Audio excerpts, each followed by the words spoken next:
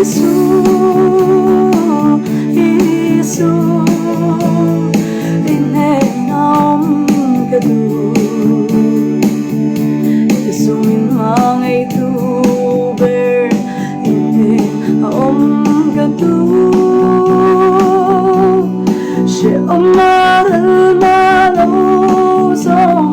nanginin liya pula Isua hnenah kahimang kabuhay ang areang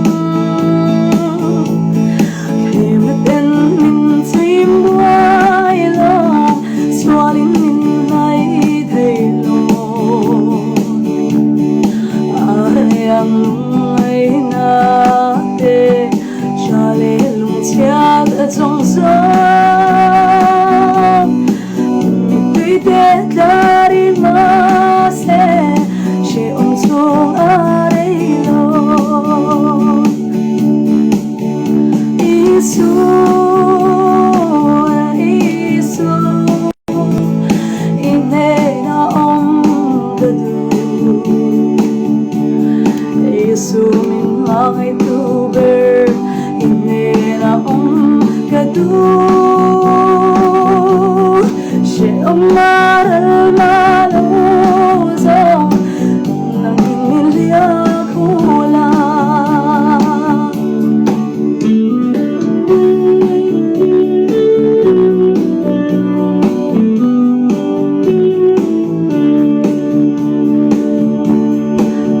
Haraw himnatur ber Isua katanat hi Kung kwa kapen tur ber sa tuanong pu'y ani Katanam siyang at suan Minlaron shuay ngayang Zan hilang tolong rupi na ayenga Isu Isu hnenah kadu Isu min mangai tu ber hnenah kadu she omaral malo song nanginin liya pula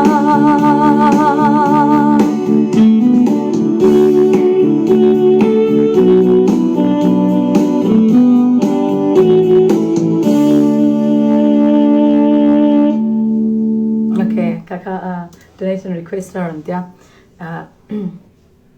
kan lo me run sang leser la ke po min ti thamo GP to e juni